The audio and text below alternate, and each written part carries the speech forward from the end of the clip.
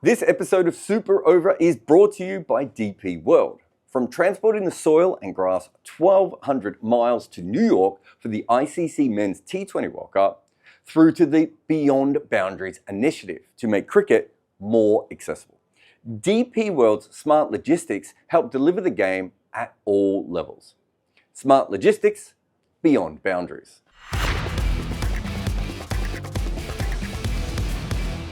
We're going to talk about England, though, here. They're going to have to change their bowlers for the next test. I mean, they've won this one. It's emotional. It's great. It's all these things.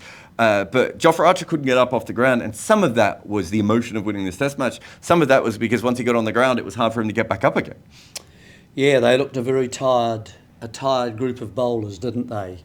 Particularly the seamers who had to do the majority of the work with Bashir off the ground most of the time. Cass is an athlete, but boy, he's bowled a few overs, hasn't he? And he does limp a lot. Like, that toe is an issue, isn't it? It is. I was quite surprised he was playing here. Yeah, same. But they needed it, and he did the job for them. Great He got spell. wickets, Yeah. he did. He got wickets on that fourth evening. So he's got to somehow have a bit of a break, I think, at some point. You would think Atkinson would perhaps come into the side if he's fit and ready to go. Obviously, Stokes plays. Can he bowl the amount of overs that he has in these matches here? They've just got to find a way where he doesn't have to bowl for hours on end, don't they? Well, in that case, you need all your bowlers on the field, don't you? That's a big because help, otherwise you can't. You've just Yeah. got to share it round. So, Wokes. What's the future of Wokes, Jeremy Coney? I mean, they didn't really use him much in this fourth innings. They used him more like he was the part-time option. Well, they use him as a spinner, almost. But I wonder whether these surfaces that are being prepared... They're not Chris Wokes' pitches, They are not. are they? No. They are not. They're not even Chris Wokes' pitches back when he was in his prime, let alone now when he's 7, 8, 9 miles an hour slower. No, well, it means, of course, he's got to take the new ball, Jarrod, because you can't use him for the short ball tactic, can you? So he's out of that part of the game, and therefore he's got to be used elsewhere. And therefore that's at the start, but it's not seaming. They're not greeny wickets. They're not something that will support his style of bowling. It hasn't swung a great deal here. But it swung for India. Yeah, it did. And I mean, But not for Wokes. It didn't swing for Wokes, which is another big concern when you have a look at them. Their new ball bowling has been so far behind India. I mean, India could literally move Bumrah away from their new ball position and use him at first change, and they'd still be a better new ball bowling team at the moment. That's a big concern for England. Yes, it is. They found Akash Deep at Edgbaston, who thrived there and looked the most dangerous bowler on show from both sides, actually.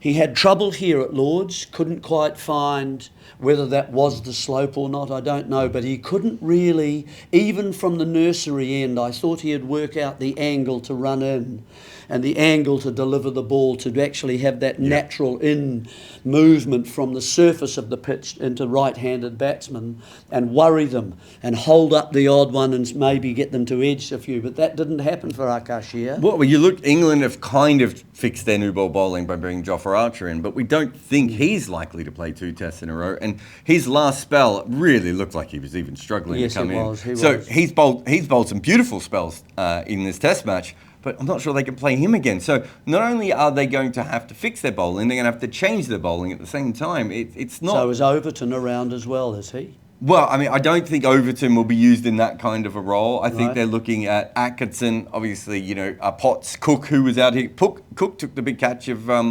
Bumrah. Yes. So he was out on the field. So they're going to have But to how make is he some going to go decisions. on these surfaces? Well, it's also, they're not pitches made for Cook, are they? So that's going to be a slight issue as well, isn't it? Yeah. But Potts, yes, I could see him coming in. He's in the Wokes kind of mould as well, isn't he? But if you're not going to play Jofra Archer, and Stokes has to be watched. Yeah. And Cast is tired. And Atkinson comes in, of course. Now, whether he's reliably fresh and can bowl big spells, I don't know. So there are some question marks emerging, aren't there? From that, Wood isn't ready yet, and so those. But what we did see, of course, is that Archer, if he is fit, and if he is ready to go, he certainly provides a different level of threat, I think, and he's a nice line bowler as well. Shoaib Bashir is really interesting. He's obviously taken the winning wicket here. A little bit of luck, of course, but he did bowl some decent deliveries as well. But he's taken the winning wicket. He's got a finger injury. They might not feel comfortable playing him in the next test either. There could be a multitude of changes. Yeah, 10 wickets he's taken. At 55 a wicket, so that's 10 wickets for 550, that sort of thing. It's about 85, I think, for the strike rate.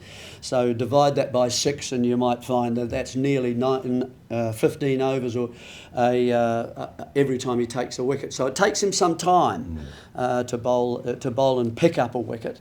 And he's going for around between three and a half and 4 runs and over. So there's a sense of a little bit of milking going on by the Indian players. Whether you feel he's dangerous enough, I'm not quite convinced yet. I don't think he brings pad bat either side of a batsman. He got a catch at slip, which was well done for him. It was more of a batsman error, I thought, than actually created. But however, so those are the areas you'd expect someone like a Bashir to be taking wickets, I think, in a test match. Yeah. That's where you want them to go. I also think against India, the other thing that they're going to have to get more out of is their top 3. Crawley, Crawley's 80-odd balls in his test match probably helped them win the test match, but he looked dreadful throughout those. Duckett, obviously, didn't make a lot of runs either, and Pope. They've got to get something. They don't have to get all 3 of them firing. That would be the dream, but they've got to get some sort of impact out of that top order, don't Well, you just said that he was able to, as he being Crawley, was out there, even though perhaps he looked more than a bit uncomfortable at times. And I could understand that because the ball was going up and it wasn't that easy. Well, that was the second innings. The first innings he was struggling as well. It was even worse. Yeah. And it's always that slap drive to backward point, that kind of area. You've got to have 2 gullies to someone like a Crawley. So, yes, I agree with that. And Pope isn't in the best of form at the moment either, with balance. He's having trouble falling over. He's having trouble getting the left foot, the front foot out of the way to get the bat access coming through to play his forward defence. So there's a few issues there. And if they don't tidy it up, of course, what it means is that Root is in too early and Brook is in too early. So that's a problem because they're the main drivers of their runs. But they're up 2-1 and we will see you all again next week in Old Trafford.